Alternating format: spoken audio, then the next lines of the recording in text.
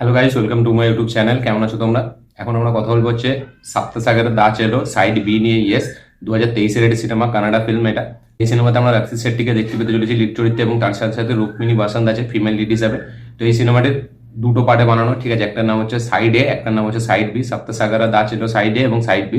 Side এটা সেপ্টেম্বরে release হয়েছিল 2023-এ, এবং সাইড বিটা নভেম্বরে। তো সাইড এটা আমি প্রথমে দেখে নিয়েছিলাম, কিন্তু সাইড বিটা দেখা হয়নি, ঠিক আছে। কোনো কারণবশত সাইড বিটা দেখা হয়নি। তো সাইড বিটা ফাইনালি আমি দেখলাম। কেমন লাগলো এই সিনেমাটি সেটা নিয়ে কথা বলবো। তো চলো ভিডিওটা শুরু করা যাক।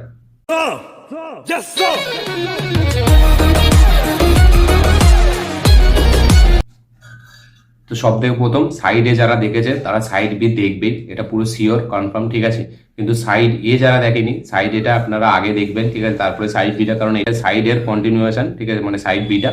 এবং এই সিনেমাটি জাস্ট দেখুন, এখানে রাক্সিস শেট্টির পারফরমেন্স এবং সিনেমার যে প্লটটা, ঠিক আছে, সেটা জাস্ট আপনাকে হিলিয়ে রেখে দেবে। সত্যি বলছি, সিনেমাটি দুর্দান্ত একটা সিনেমা। সাইডে যারা দেখেছে তাদেরকে তো বলতে হবে না সিনেমাটির ব্যাপারে।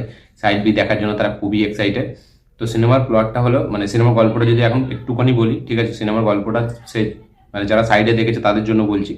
তো মানে তো রাক্সিস শেট্টি ক্যারেক্টারটা, সে এখন জেল থেকে বেরিয়ে গেছে, এবং মানে যে মানে আমাদের রুক্মিণী বাসন্তের প্রিয়া, সে ক্যারেক্টারটা এখন মানে বিয়ে করে সে তার সংসার লিড করছে। এবং এ মানে সে কতটা লেভেলের ভালোবাসা আমরা সিনেমা সাইডে এতে আমরা দেখেছিলাম দুজন দুজনকে। এবং রাক্সিস শেট্টি ক্যারেক্টারটা, সে এখন যাচ্ছে মানে প্রিয়ার সাথে দেখা করতে, এবং সে সামনে থেকে দেখা করছে না, সে মানে তাদের বাড়ির সামনে প্রথমে তাকে সে ফলো করে, ঠিক আছে, ফলো করে সব ডিটেলস তার জানে।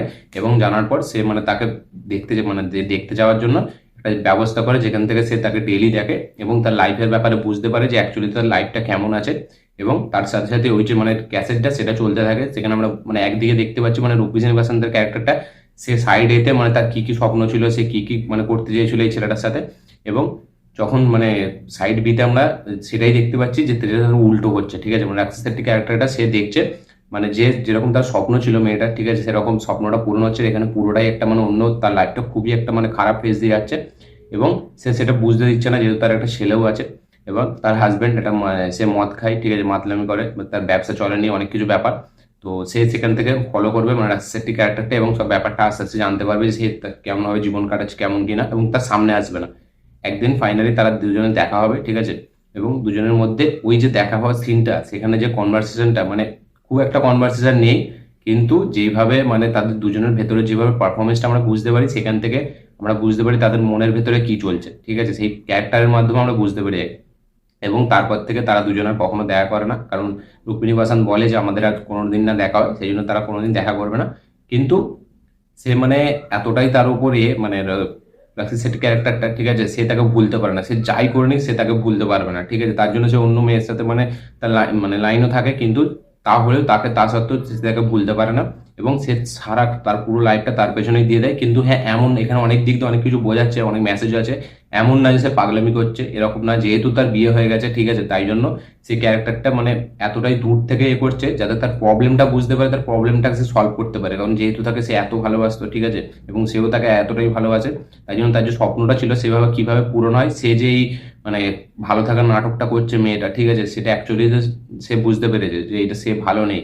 তার স্বামী মানে তার ব্যবসা চলে না, সে মদ, ঠিক আছে। সে প্রথমে তার হাজবেন্ডের কাছে যায়, মানে পুরো বলতে গেলে গল্পটা মানে স্টোরিটা আমি স্পয়েল করে দেবো, তাই জন্য অতটা বলছি না। আপনারা যা সিনেমাটি দেখুন, ঠিক আছে। সিনেমাটা অন্যই লেভেলের, সিনেমাটার মধ্যে ম্যাচুরিটি আছে, ঠিক আছে, মানে দুর্দান্ত মানে ভালোবাসা আছে সব দিক থেকে। মানে যেটা আমরা একটা টিপিক্যাল একটা লাভ স্টোরি ফিল্মে খুঁজি, এটা কিন্তু সেরকম না, ঠিক আছে। এখানে ম্যাচিওর লাভ স্টোরি দেখানো হয়েছে, ঠিক আছে। এবং রাক্সিস শেট্টির যে পারফরমেন্স, সত্যি বলছি, ক্যারেক্টারটার মাধ্যমে আমাদেরকে এতটা হিট করে, ঠিক আছে। সে কিছু না বলে তার যে মুখের এক্সপ্রেশন, সে যখন কাঁদে, সেই ক্যারেক্টারটার মাধ্যম দিয়ে অনেক কিছু বলেছে ডিরেক্টর, ঠিক আছে। এবং মানে যেহেতু তার বিয়ে হয়ে গেছে, ঠিক আছে, তারপরে সে লাইফটাকে কিভাবে দেখছে, ঠিক আছে। এবং উল্টো দিক দিয়ে তাকে এত ভালোবাসে, কিন্তু তার সত্ত্বেও সে জানে তার বিয়ে হয়ে গেছে, কিন্তু সে তাকে কিভাবে মানে লাইফটা এ করছে, এবং সে পেছন থেকে তাকে কতটা সুন্দর একটা জীবন দিচ্ছে সেটা দেখিয়েছে। কারণ আমরা বাকি অন্য ফিল্মে কি দেখি, সে পাগল হয়ে যাচ্ছে, ঠিক আছে, সে তার পেছনে যাচ্ছে, পাগলামি করছে, এগুলো দেখি। কিন্তু এখানে না, এখানে সে প্রথম তাকে তার হাজবেন্ডটাকে মেরে দেওয়ার চেষ্টা করছে, যেহেতু তার হাজবেন্ডটা মদখোর,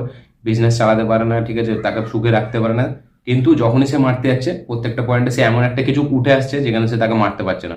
এবং ফাইনালি সে একটা সময় ডিসাইড করে, তাকে মারার প্ল্যান না করে, সে একটা সময় এমন ডিসাইড করে যে তাকে তাদের যে মানে দেনাদুনি আছে সেটা মিটিয়ে তাকে একটা হেভি মানে জীবন দেবে, এবং সেখান থেকে ফিল্মটা আরো হেভি হয়ে যায়। এবং ফাইনালি সে তাকে মানে একটা সফল জীবন দেওয়ার জন্য যেটা সে তার স্বপ্ন ছিল সেটা ফাইনালি দিতে পারে কি না দিতে পারে না সেটা নিয়ে আপনাদেরকে সিনেমাটি দেখতে হবে।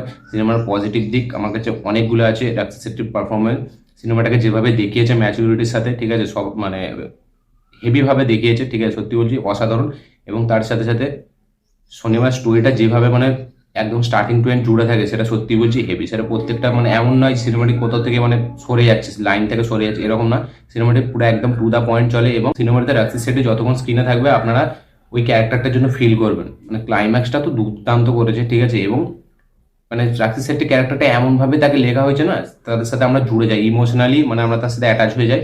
এবং রুক্মিণী বাসন্তের যে ক্যারেক্টারটা, ঠিক আছে, তাকেও কিন্তু মানে যেভাবে প্রেজেন্ট করা হয়েছে সেটা কিন্তু একটা বাস্তব জীবনে যেরকম একটা মেয়ের লাইফ হয় বিয়ের পরে, ঠিক সেরকমই।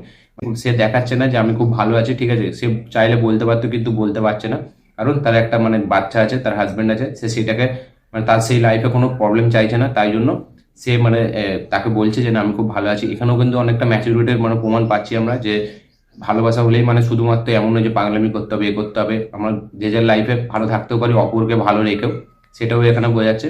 এবং তার সাথে সাথে এখানে আমরা একটা মানে রিভেঞ্জের একটা স্টোরিও দেখতে পেতে চলেছি, যেহেতু জেলে তার একটা মানে শত্রু ছিল, সেই শত্রুটা মানে ফাইনালি তার সাথে কি হয়, সে একে কি করে এ তাকে কি করে সেটা নিয়ে দেখতে হবে। ওভারঅল আমার সিনেমাটি হেভি লাগে, দুর্দান্ত একটা সিনেমা হয়েছে। ক্লাইম্যাক্সটা জাস্ট আপনাকে হিলিয়ে রেখে দেবে, হেভি একটা সিনেমা।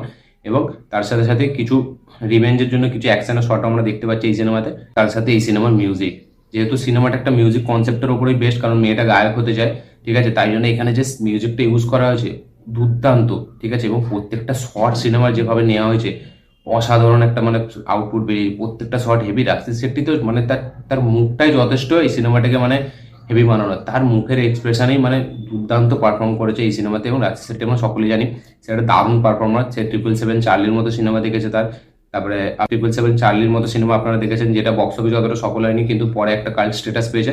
এবং রাক্ষসী শেট্টির সিনেমা এরকমই আমরা প্রত্যেকটা দেখেছি, তার বক্স অফিসে অতটা সফল সিনেমা না হলেও মানে আমাদের এখানে হয় না কিন্তু কানাডাতে হয়, কানাডা ইন্ডাস্ট্রিতে হয়, কিন্তু তারপরে তার যে সিনেমাগুলো সেগুলো কিন্তু একটা ভালো স্ট্যাটাস পায়, ঠিক আছে, খুব একটা দুর্দান্ত স্ট্যাটাস পায়। এবং আমরা সকলে জানি ঋষভ শেট্টি যে রিসেন্টলি কান্তারা খুব বড় হিট দিয়েছে, সেও একটা খুবই পপুলার ওখানে মানে একটা স্টার, ঠিক আছে। এবং এদের রাক্ষসী শেট্টি, ঋষভ শেট্টি এবং রাজবি শেট্টি, এদের তিনজনের পারফরমেন্স মানে কানাডা ইন্ডাস্ট্রি একটা হাইলাইট। এবং এদের তিনজনকে সকলেই জানে, ঠিক আছে, তাদের পারফরমেন্স কিরকম হয়। এবং রাক্ষসী শেট্টি সত্যি বলছি এখানে জাস্ট অন্যই একটা পারফরমেন্স দিয়েছে। এবং সত্যি বলছি সিনেমাটা যদি লাস্ট পর্যন্ত যে দেখবে, ঠিক আছে, সে খুবই মানে ইমোশনাল হয়ে পড়বে। সিনেমাটিকে যেভাবে প্রেজেন্ট করা হয়েছে দুর্দান্ত লেগেছে। সাইড এর তুলনায় সাইড বিটাকে কিন্তু অনেকটা লেভেল উপরে নিয়ে গেছে, প্রচুর মানে মানে ক্যারেক্টারাইজেশনের উপর প্রচুর মানে গুরুত্ব দেওয়া হয়েছে। এবং সিনেমাটিকে যেভাবে লুক অ্যান্ড ফিল্টার দিয়ে যেভাবে প্রেজেন্ট করেছে সেটা সত্যি বলছি হেভি লাগে। সাইডে আপনাকে যতটা কাঁদিয়েছিল সাইড বিয়েতে তার থেকে বেশি কাঁদাবে।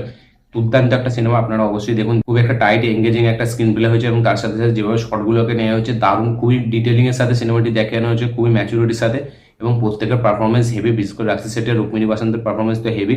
তো ওভারঅল সিনেমাটিতে অনেক মেসেজ আছে, ঠিক আছে, যে একজনকে ভালোবাসলে শুধু মানে তার পেছনে পাগল হয়ে তার লাইফটাকে স্পয়েল করা নয়, ঠিক আছে, তারপরে নিজের লাইফেও মানে খুশি থেকে অপরকেও খুশি রাখা যায়, এরকমও মেসেজ দিয়েছে, অনেকগুলো মেসেজ আছে।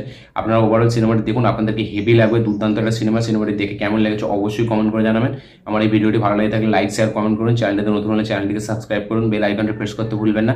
দেখা হচ্ছে পরের ভিডিওতে, ততক্ষণের জন্য বাই।